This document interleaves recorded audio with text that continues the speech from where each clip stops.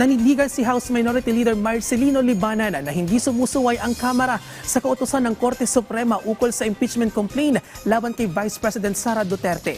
Pero tingin ng kongresista, maituturing na judicial amendment sa konstitusyon ang ginawa ng Korte. Si Mela Lesmora sa detalye.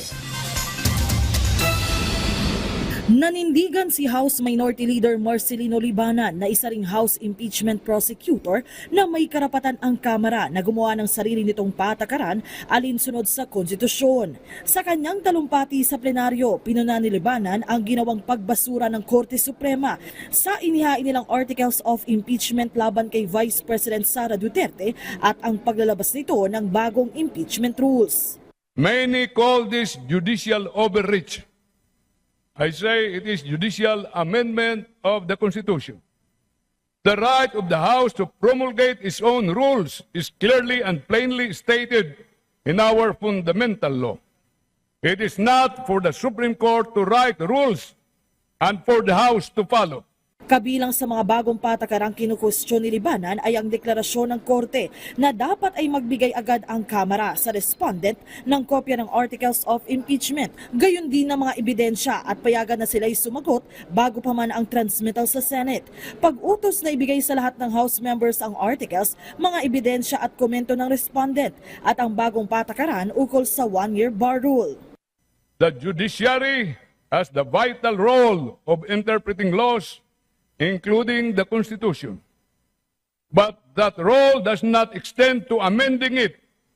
The power to interpret does not include the power to rewrite, Mr. Speaker. Yet, the decision effectively rewrote our impeachment rules, imposing requirements that are impractical, if not impossible, to fulfill. Sa ngayon, may nakabinbin ng motion for reconsideration ukol dito ang Kamara at umaasa si Libanan na maitatama pa rin ng Korte Suprema ang kanilang pasya. Ang iba pang kongresista, suportado ang naging pahayag ni Libanan. Pero si Sagip Party List Representative Paulo Marcoleta may banat naman. Bakit tila niya patuloy na sinusuway ng Kamara ang Korte Suprema, bagay na agad din namang sinagot ni Libanan.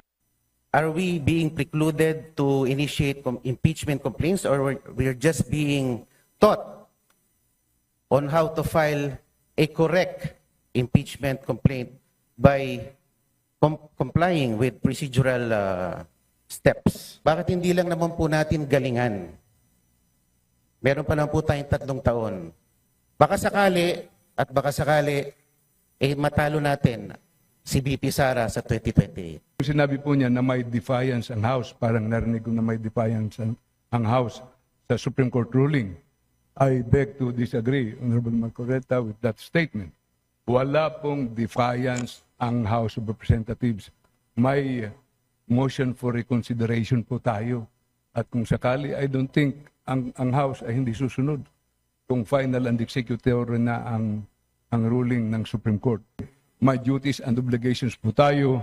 At kahit po masakit, kahit mahirap, kailangan natin ipaglaban ang ating konstitusyon. Yan po ang napakahalaga sa lahat. Mela Lesmora para sa Pambansang TV sa Bagong Pilipinas.